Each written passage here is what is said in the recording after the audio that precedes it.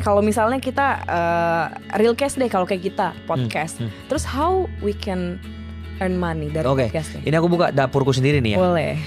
Podcast itu untuk dapat duitnya yang paling pertama pasti dari AdSense, walaupun kecil ya. Betul. Walaupun kecil banget. Tapi yang kedua pasti dari brand deals. Jadi brand deals tuh kayak ini iPad, ada iPad di sini, ya kan?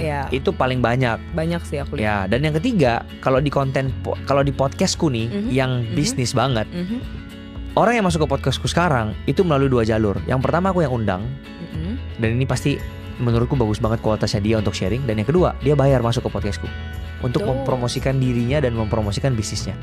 Nah di bulan Desember aja ini, kayaknya ada 4 orang yang ke podcastku bayar. Dan for me ya nggak apa-apa, selama bisnisnya dia positif, selama aku lihat background dia oke gitu kan, datang aja cerita di sini. Karena pertama, kalau misalnya dia nggak lewat jalur yang bayar, ya sampai mungkin dia butuh waktu yang lebih lama lagi untuk datang ke podcastku kan, sampai aku nyadar, oh ada dia nih misalnya kayak gitu.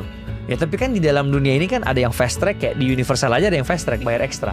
Ya, jadi mungkin kalau ditanya cara untuk mendapatkan duit dari podcast, mungkin dari yang kedua sama yang ketiga ini yang paling besar. Yang paling besar ya. Oke, tapi kan itu big podcast gitu ya. Kalau misalnya memang baru start podcast juga, apakah ada ya nggak bisa lain?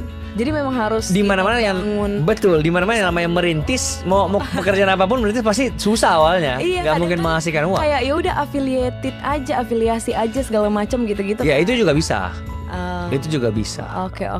Cuman ya balik lagi namanya merintis. Aku aja hasilin uang di sosmed itu di tahun ketiga aku baru dapat duitnya. Nah ini penting nih menurut aku. Karena mungkin orang mikir ya udahlah sekali viral nanti langsung dapat duitnya banyak, nanti langsung di endorse, langsung pergi traveling kemana gitu kan. Nah, itu kalau jalurnya balik lagi, itu kalau jalurnya dia yang content creator memang takes time. Tapi kalau jalurnya yang pakai caraku tadi, yang kayak funneling, cara banyak, kamu cuma butuh 1 videomu viral aja.